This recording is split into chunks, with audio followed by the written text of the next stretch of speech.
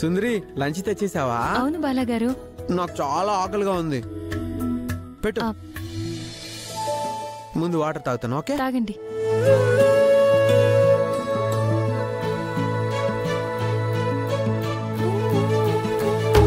అమ్మా అమ్మా, కాళ్ళు నొప్పిగా ఉన్నాయి. ఏనాన్నా, గేమ్స్ బాగా ఆడేవా?